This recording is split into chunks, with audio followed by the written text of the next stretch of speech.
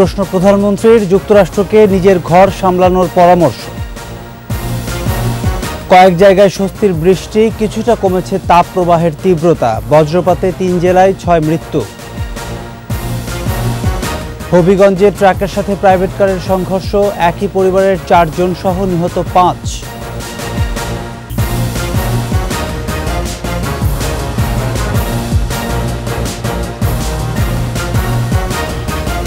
শুনছিলেন first security ইসলামী bank PLC সংবাদ শিরোনাম।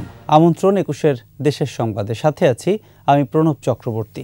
দর্শক, 21 টেলিভিশনের সংবাদ একই সাথে সরাসরি দেখতে পাবেন আমাদের ফেসবুক পেজ www.facebook.com/2124 অনলাইনে। যুক্তরাষ্ট্রকে নিজের ঘর সামলানোর পরামর্শ দিয়ে দেশটির মানবাধিকার নিয়ে আবারও প্রশ্ন তুললেন প্রধানমন্ত্রী শেখ হাসিনা।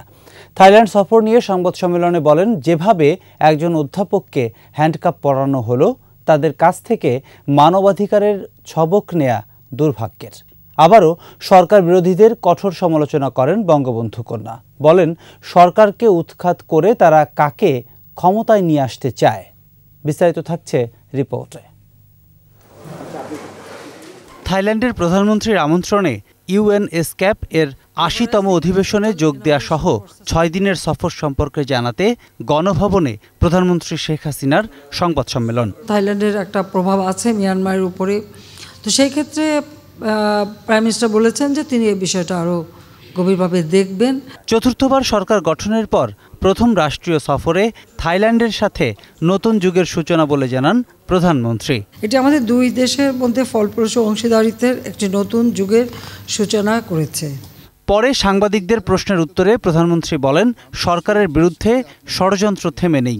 সরকার বিরোধীরা তাকে উৎখাত করে কাকে ক্ষমতায় বসাতে চায় প্রশ্ন তোলেন বঙ্গবন্ধু কন্যা। যারা অতিবাম আমরা সবসময় মনে করি তারা গণমুখী দল, যে ঠিক আছে তারা আমাকে উৎখাত করবে, কারা আসবে, কে আসবে ক্ষমতায়, কে দেশের জন্য কাজ করবে, কাকে তারা আনতে চায়, সেটা কিন্তু স্পষ্ট না। আর সেটা স্পষ্ট না বলেই তারা কিন্তু কেউই জনগণের কোনো সাড়া পাচ্ছে না। হ্যাঁ, আন্দোলন করে যাচ্ছে, কেউ ফিজিটিভ হয়ে বিদেশে বসে। আমরা ডিজিটাল বাংলাদেশ করেছি, সেই ডিজিটাল বাংলাদেশের বদৌলতে প্রতিদিন অনলাইনে আন্দোলন সংগ্রাম করেই যাচ্ছে, নির্দেশ দিয়েই যাচ্ছে। আমাদের পুলিশকে যদি বলে দিই যে আমেরিকা পুলিশ যেভাবে আন্দোলন থামায়, সেটা অনুসরণ করতে পারে। যুক্তরাষ্ট্রের বিশ্ববিদ্যালয়ে ইসরায়েল বিরোধী বিক্ষোভে শিক্ষার্থীদের ধরপাকড়ের প্রসঙ্গটিও আসে সংবাদ সম্মেলনে। যুক্তরাষ্ট্রের মানবাধিকার নিয়েই প্রশ্ন তোলেন প্রধানমন্ত্রী। 900 ছাত্রছাত্রী গ্রেপ্তার হয়েছে এই আন্দোলন করার জন্য একমাত্র আমেরিকায়। যেভাবে একজন প্রফেসরকে দাবড়ে ধরে মাটিতে ফেলে হ্যান্ডকাপ পরানো হলো, আর এটা নাকি গণতন্ত্রের একটা অংশ, সেটাও আমাদের শুনতে হয় যে তাদের দেশে এই যে প্রতিনিয়ত মানবাধিকার লঙ্ঘন হচ্ছে, আর গুলি করে একেবারে যারা সাধারণ নিরীহ মানুষগুলিকে হত্যা করা হচ্ছে, এটা তো তাদের দেখা উচিত। নিজের ঘরের দিকে আগে সামলানো উচিত। অবশ্যই আবার তাদের কাছে আমাদের মানবাধিকারের কথাও শুনতে, সবক নিতে হয়। এটাই হচ্ছে সবথেকে দুর্ভাগ্যের।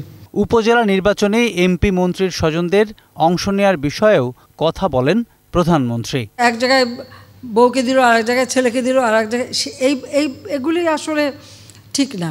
কর্মীদেরও মূল্যায়ন করা উচিত এবং সেখানে সব কিছু নিজেরাই নিয়ে নেব, একটা আর আমার নেতাকর্মীদের জন্য কিছু রাখবো না, এটা তো হয় না।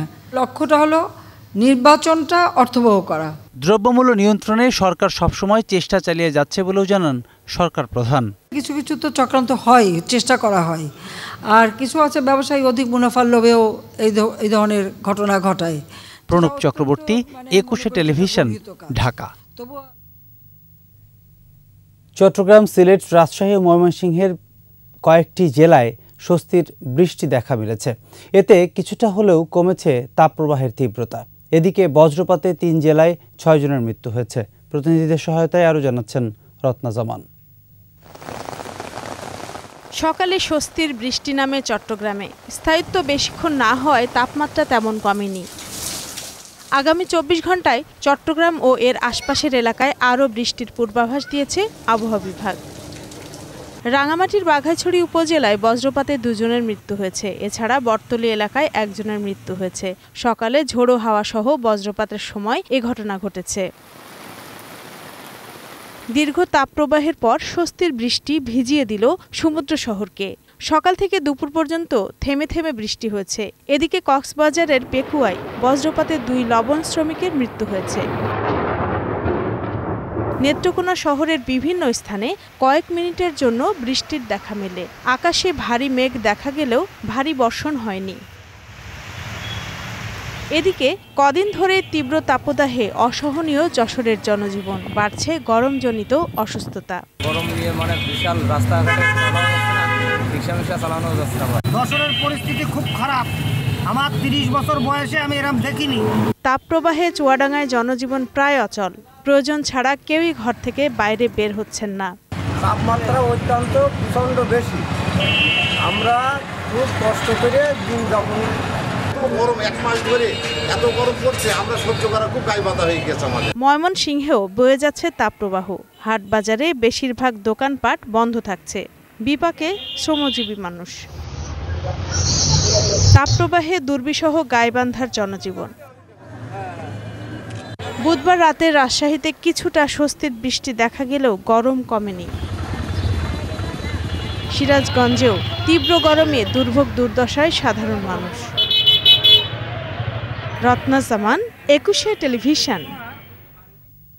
হবিগঞ্জের মাধবপুরে ট্রাকের সাথে প্রাইভেট কারের সংঘর্ষে একই পরিবারের 4 জন সহ 5 জন নিহত হয়েছে।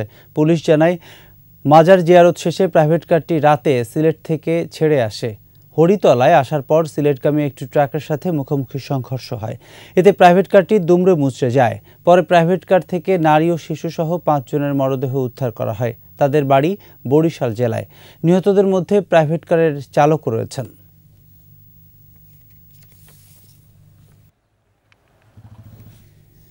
প্রভাবশালীরা নির্বাচনে কোনো রকমের প্রভাব বিস্তারের চেষ্টা করলে ছাড় দেয়া হবে না। এমপি মন্ত্রী যেই হোক তার বিরুদ্ধে ব্যবস্থা নেওয়া হবে বলে হুঁশিয়ারি দিয়েছেন নির্বাচন কমিশনার রাশেদা সুলতানা। পাবনা জেলার সকল উপজেলার প্রার্থীদের সাথে মতবিনিময়ে কমিশনার বলেন, নির্বাচনী আইন যারা মানবেন না তাদের বিরুদ্ধে ইসি ব্যবস্থা নেবে। নির্বাচনকে কলুষিত করে দেশের ভাবমূর্তি নষ্ট করতে দেয়া হবে না। এছাড়া ভোটের খবর সংগ্রহের সময় সাংবাদিকদের বাধা দিলে ব্যবস্থা নেয়ারও হুঁশিয়ারি দেন রাশেদা সুলতানা। ক্ষেত্রে তো নয়, ওনারা যদি কেউ করে থাকেন আমি ওনাদের জন্য হুঁশিয়ারি দিয়ে বলতে চাই, আপনারা এতদিন যা করেছেন আর এক পাও করবেন না, এক চুলও করবেন না। আপনারা করবেন, আমরা ছাড়বো না। আমরাও কিন্তু আপনাদের দিকে নজরদারিতে আসি। এবং কমিশন কিন্তু এত দুর্বল কমিশন না যে আপনারা করে যাবেন আর কমিশন শুধু দেখে যাবেন না। কমিশনও ব্যবস্থা নেবে, নিয়ে থাকে, ব্যবস্থা নেওয়া হচ্ছে, চলমান, অনেক ব্যবস্থা চলমান। সে তো আপনারা এখনই সাবধান। আমি প্রার্থীদেরকেও একটা কথা বলবো, অনুরোধ করবো, আপনারা যারা ওনাদের গলায় আছেন, ওনাদের আশীর্বাদ দৃষ্টিতে আছেন, আপনারা দয়া করে সেখান থেকে সরে আসেন। দ্বিতীয় ধাপে উপজেলা নির্বাচনে প্রার্থীদের প্রতীক বরাদ্দ করা হয়েছে। 21 মে হবে ভোট। গোপালগঞ্জের কাশিয়ানী উপজেলায় চেয়ারম্যান পদে 3, ভাইস চেয়ারম্যান পদে 4 ও মহিলা ভাইস চেয়ারম্যান 4 এবং মুকসেদপুরে চেয়ারম্যান পদে 4 জন, ভাইস চেয়ারম্যান পদে 5 ও মহিলা ভাইস চেয়ারম্যান 3 জন প্রতিদ্বন্দ্বিতা করছেন। নাটোরের বাগাতিপাড়া লালপুর উপজেলায় প্রার্থীদের মাঝে প্রতীক বরাদ্দ দেওয়া হয়েছে। নোয়াখালীর চাটখিল, সোনাইমুড়ি ও সেনবাগ উপজেলায় 31 প্রার্থীর মধ্যে প্রতীক বরাদ্দ দেওয়া হয়েছে। নরসিংদীর মনোহরদী উপজেলায় চেয়ারম্যান পদে 5 জন, ভাইস চেয়ারম্যান পদে 7 এবং নারী ভাইস চেয়ারম্যান পদে 4 জন প্রতিদ্বন্দ্বিতা করছেন। বেলাবো উপজেলায় চেয়ারম্যান পদে 7, ভাইস চেয়ারম্যান পদে 8 এবং নারী ভাইস চেয়ারম্যান পদে 5 জন প্রার্থী প্রতিদ্বন্দ্বিতা করছেন। দ্বিতীয় দিনের মতো বন্ধ রয়েছে কুমিল্লা বিশ্ববিদ্যালয়। প্রশাসনের দেয়া 5টি বাসে করে কিছু শিক্ষার্থী হল ছেড়ে বাড়ি ফিরে গেছেন। তবে অনেকেই প্রশাসনের সিদ্ধান্ত প্রত্যাখ্যান করে রয়ে গেছেন আবাসিক হলগুলোতে। হলে থাকা শিক্ষার্থীদের দাবি, শিক্ষক দ্বন্দ্বের কারণে বিশ্ববিদ্যালয় কোনোভাবেই বন্ধ থাকতে পারে না। মঙ্গলবার সিন্ডিকেটের সিদ্ধান্তে অনির্দিষ্টকালের জন্য বন্ধ ঘোষণা করা হয় কুমিল্লা বিশ্ববিদ্যালয়। হল ছাড়ার জন্য নির্দেশনা দেওয়া হয় শিক্ষার্থীদের। এদিকে বিশ্ববিদ্যালয় ও হল খোলা রাখার দাবিতে আজকেও বিক্ষোভ করেছে শিক্ষার্থীরা।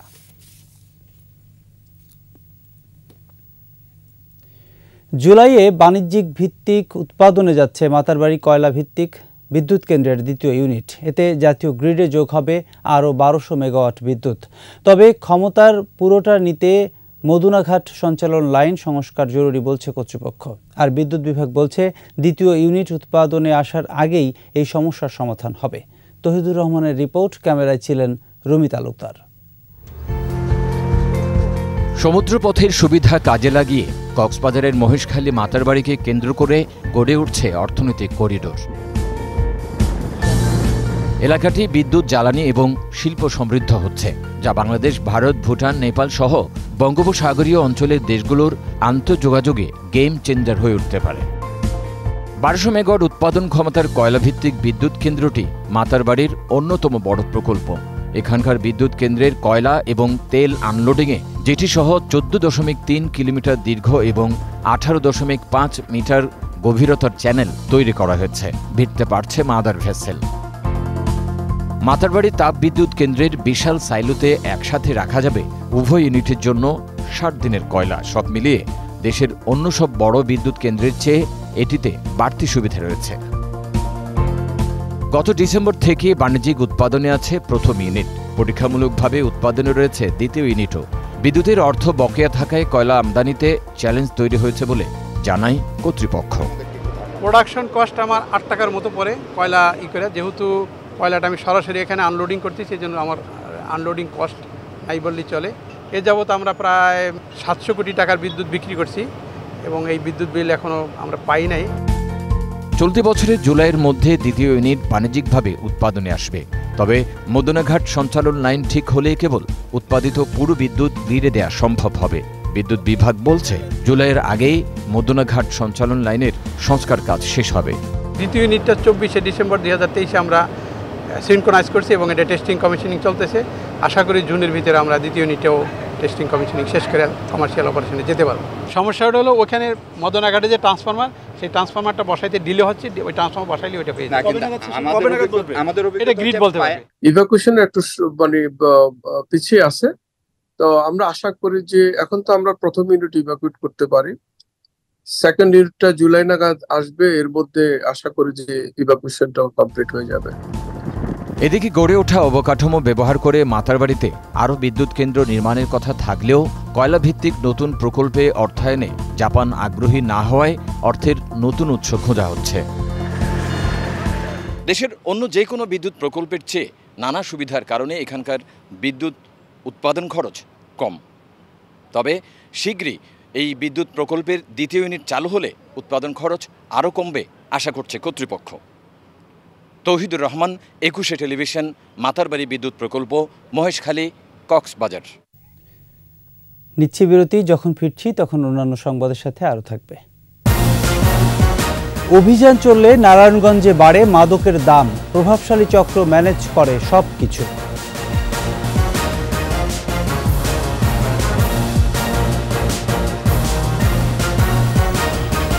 আবারও আমন্ত্রণ 21-এর দেশের সংবাদ। চাল ছাঁটাইয়ের সময় রাইস মিলে পলিশ বন্ধে আইন করা হয়েছে। আগামী আমন মৌসুম থেকে কার্যকর হবে বলে জানিয়েছেন খাদ্যমন্ত্রী সাধন চন্দ্র মজুমদার। নওগাঁয় সার্কিট হাউসে বোরো ধান চাল সংগ্রহ অভিযান উপলক্ষে খাদ্য বিভাগের কর্মকর্তা কর্মচারীদের সাথে মতবিনিময় করেন মন্ত্রী। পরে সাংবাদিকদের বলেন, চাল ছাঁটাই ও পলিশের কারণে 16 থেকে 20 লাখ টন চাল নষ্ট হচ্ছে। চলতি মৌসুমে কৃষককে ন্যায্য মূল্য নিশ্চিতে সরকারিভাবে ধান ও চালের দাম বাড়ানো হয়েছে বলেও জানান খাদ্যমন্ত্রী। আমরা চাচ্ছি যে আমরা সরকারিভাবেও যেটা পারচেস করব এবং তারা বাজারেও যেটা পারচেস করবে সেটা পালিশ ছাড়া চাল, একদম কোম্পানি হোক, বড় মিল হোক, হাস্কিং মিল হোক, তারা পালিশ ছাড়া দেবে। টোটাল মার্কেট যদি পালিশ ছাড়া হয় তাহলে আমরা চাউলে পুষ্টিটা পাবো। আইন পেশায় সফলতার জন্য সংক্ষিপ্ত কোনো পথ নেই বলে মন্তব্য করেছেন প্রধান বিচারপতি ওবায়দুল হাসান। হবিগঞ্জ জেলা আইনজীবী সমিতির হলরুমে সমিতির শতবর্ষ উদযাপন অনুষ্ঠানে তিনি বলেন, সফল আইনজীবী হিসেবে নিজেকে প্রতিষ্ঠিত করতে নিরন্তর প্রচেষ্টা চালিয়ে যেতে হবে। সঠিক সাক্ষ্য প্রমাণ এবং আইনি বিশ্লেষণের মাধ্যমে সঠিক সিদ্ধান্ত নিতে আদালতকে সহায়তা করাই আইনজীবীর কর্তব্য বলে মন্তব্য করেন প্রধান বিচারপতি। বাংলাদেশ সেনাবাহিনী ও যুক্তরাষ্ট্রের প্যাসিফিক আর্মি কমান্ডের যৌথ অংশগ্রহণে এক্সারসাইজ টাইগার লাইটনিংয়ের সমাপনী অনুষ্ঠান হয়েছে। গাজীপুরে Bangladesh institute of piece support operation training এই অনুষ্ঠানে বাংলাদেশ সেনাবাহিনীর chief of general staff lieutenant general Wakeruzzaman অনুশীলনের সফল সমাপ্তি ঘোষণা করেন। তিনি বলেন, এ ধরনের প্রশিক্ষণ দুই দেশের সেনাবাহিনীর মধ্যে পারস্পরিক সমঝোতা বৃদ্ধিতে ভূমিকা রাখবে।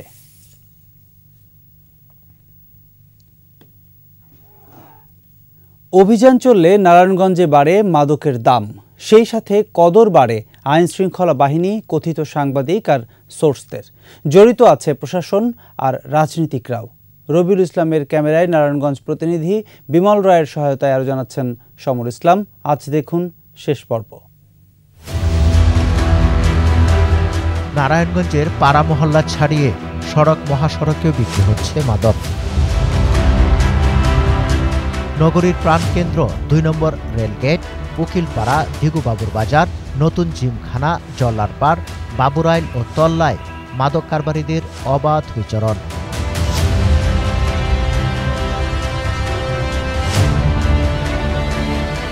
মাদক বিক্রির টাকা নিয়ে নিজেদের মধ্যে বিরোধ হলেও পুলিশের হাতে কেউ ধরা পড়লে তাকে ছাড়াতে একজোট হয় সবাই। টাকা দিয়ে পুলিশের সোর্স, কথিত সাংবাদিক ও অসৎ রাজনৈতিক নেতাকর্মীদের হাত ধরে চলায় সহজে বন্ধ করা যাচ্ছে না মাদক কারবার।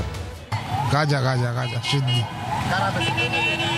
এনে বেসে কার আইলো তোর নাম জানি না, এনে পেশেন্টে নিয়ে যায় এক পটলা। রুল মেয়ে মাদক বেচতে পটলা বেচতে হয়। পটলা বেচতে রুলে কি পুলিশের সোর্স নাকি? পুলিশের সোর্স করে সদর থানার নাম কয়, তো নাম কয় মনে করেন টাকা পয়সা নেয়, টাকা পয়সা হুদে তো যদি মাদক পায় তো স্যার পাইছি স্যার আপনি আসেন, তাই এই কথা কইলে কি করে লগে যা পায় সব চেয়ারে কাঁদে। এটা বানাবে আছে, ইয়াবা বেছে, হানেট বেছে, মেয়েদের বুটি আছে না, এটা বেছে ভাইছে মিনা বাজার। মাদক নির্মূলে সবার সহযোগিতা ও সচেতনতা জরুরি বলছে পুলিশ ও মাদক নিয়ন্ত্রণ অধিদপ্তর। পুলিশের কোনো সদস্য যদি মাদক বেচাকেনা, মাদক খাওয়া এবং মাদক ব্যবসায়ীকে সহায়তা করে এবং সেটা যদি প্রমাণ সহকারে আমি ধরতে পারি, সাথে সাথে সে অ্যারেস্ট হবে, তার বিরুদ্ধে এই আইনগতভাবে যে ব্যবস্থা গ্রহণ করার প্রয়োজন সেটাই করব এবং এক বিন্দু এখানে ছাড় দেওয়ার কোনো প্রশ্নই আসে না। জনপ্রতিনিধিরা যদি আমাদের সাথে থাকে, আইন শৃঙ্খলা বাহিনী সবাই মিলিতভাবে যদি আমরা সোচ্চার হই, তাহলে এই জিনিসটা মোকাবেলা করা, অন্তত এটাকে কন্ট্রোল করা যাবে, কন্টেইন করা যাবে, একটা জায়গায় নিয়ন্ত্রণে আনা যাবে। সম্মিলিত প্রচেষ্টায় নারায়ণগঞ্জকে মাদকমুক্ত করা সম্ভব মনে করেন নগরবাসী। সমর ইসলাম, ২১ টেলিভিশন। রোদে পুড়ছে পদ্মা পাড়ের জনপদ রাজশাহী। জীবিকার তাগিদে যারা বের হচ্ছেন, প্রশান্তি পেতে পান করছেন রাস্তার পাশে বানানো হরেক নামের শরবত। আর এসব শরবতে ব্যবহার করা হচ্ছে মাছের জন্য তৈরি বরফ। হাসান আল মবিনের ক্যামেরায় রাজশাহী বিভাগীয় প্রতিনিধি বদরুল হাসান লিটনের রিপোর্ট, জানাচ্ছেন রত্না জামান।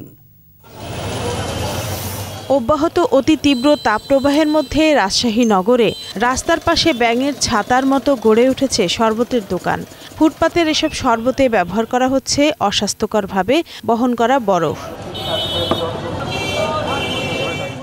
শরবতের নামে কেমিক্যাল মিশ্রিত এসব রঙিন পানিতে মেশানো বরফ কোথা থেকে আসছে তা জানে না ভোক্তারা। ফলে ঠান্ডার পরশ পেয়ে সাময়িক স্বস্তি মিললেও অজান্তে শরীরে যাচ্ছে জন্ডিস, ডায়রিয়া ও হেপাটাইটিস সহ নানা রোগের জীবাণু। না যাওয়ার কারণে আমরা খাচ্ছি, জানলে তো কেউ খাবে না। আমি খাচ্ছি 2 দিন খানো, ও ক্ষতি বুঝতে পারিনি। অনেক গরম, তো শরবতটা খেলাম, খেয়ে মনে স্বস্তি আসলো, ঠান্ডা হলো। শরবতের জন্য বরফ ব্যবহারের কথা জানালেও দোকানে রাখা হয়েছে অস্বাস্থ্যকর পরিবেশে। শরবতের দোকানে দেখতে গিয়ে পাওয়া গেল বরফের সঙ্গে রাখা কাঁচা গরুর মাংস। অনেকে বরফ মাছের মিল থেকে আনতে পারে, এটা নিজের ধর্মের উপর নির্ভর, নিজের আস্থার উপর নির্ভর করে যে আমি মানুষকে কি খাওয়াবো। গরম পড়েছে, গরুর গোশত নষ্ট গেলে তো জিনিসটা নষ্ট হয়ে যাবে, বুঝলেন, এই কারণে এক সাইডে রাখা আছে। নির্ধারিত মাছের জন্য না, মানে এটা তৈরি করে সবকিছুর জন্য। কারখানায় গিয়ে চোখে পড়ল বাইরে নোংরা ও ময়লা জায়গায় রেখে ভাঙা হচ্ছে বরফের খণ্ড। সেগুলো কিনে নিয়ে যাচ্ছেন শরবত বিক্রেতারা। মাছ ও লাশ সংরক্ষণে তৈরি বরফই কম দামে শরবত বিক্রেতারা কিনে নিয়ে যাচ্ছেন বলে জানালেও ক্যামেরার সামনে কথা বলতে রাজি হননি কারখানা শ্রমিক। সব কাজেই লাগে এটা, আপনার লাশের লেগেও লাগে। মানে আপনি এখন যদি নিয়ে যান, নিয়ে যায় যদি ভালো কাজে যদি ব্যবহার করেন তাহলে ভালো কাজে ব্যবহার হবে, খারাপ কাজে ব্যবহার করলে খারাপ কাজে ব্যবহার হবে। এসব শরবত পানে তৃষ্ণা মিটলেও স্বাস্থ্যহানির ঝুঁকি বাড়ছে বলছেন চিকিৎসকরা। অস্বাস্থ্যকর রাস্তার পাশে যেসব বরফ অথবা আইসক্রিম অথবা কুসুরের যে রস এগুলো বিক্রি করা হচ্ছে, এগুলো যদি পরিষ্কার পানি দিয়ে না করা হয়, তৈরি না করা হয়, হাত পরিষ্কার করে ধুয়ে না করা হয়, তাহলে তো জীবাণু থাকতেই পারে, বিভিন্ন ধরনের ব্যাকটেরিয়া, বিভিন্ন ধরনের ভাইরাসে সংক্রমিত হতে পারে। আর রাস্তার পাশে বিক্রি এসব শরবতের নামে কি খাচ্ছেন ক্রেতারা তা তদারকির দাবি সচেতন মহলের। রত্না জামান, 21 টেলিভিশন। এবারে চট্টগ্রামের খবর।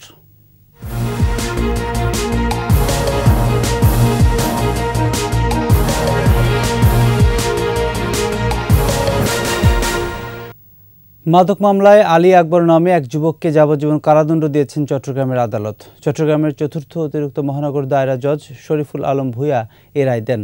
2012 সালের 26 আগস্ট আলী আকবরকে গ্রেপ্তার করা হয়। তার কাছে পাওয়া যায় 95 বোতল। 6 জনের সাক্ষ্যের ভিত্তিতে আসামিকে দোষী সাব্যস্ত করা হয়।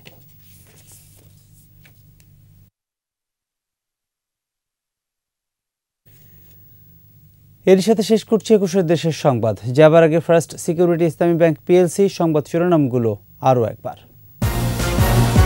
সরকার উৎখাত করে কাকে আনতে চায় প্রশ্ন প্রধানমন্ত্রীর। যুক্তরাষ্ট্রকে নিজের ঘর সামলানোর পরামর্শ।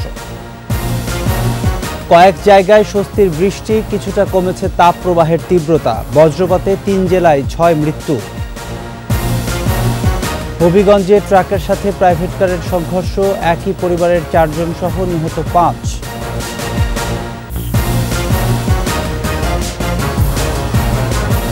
দর্শক, সর্বশেষ খবর জানতে ডায়াল করুন 2021 নম্বরে, ভিজিট করুন 21tv.com এই ওয়েবসাইটে। এছাড়া ফেসবুকে ভিজিট করতে পারেন facebook.com/2124 অনলাইনে। এতক্ষণ সাথে থাকার জন্য ধন্যবাদ। পরের সংবাদ সন্ধ্যা 7টায় দেখার আমন্ত্রণ রইল। 21-এর সাথেই থাকুন।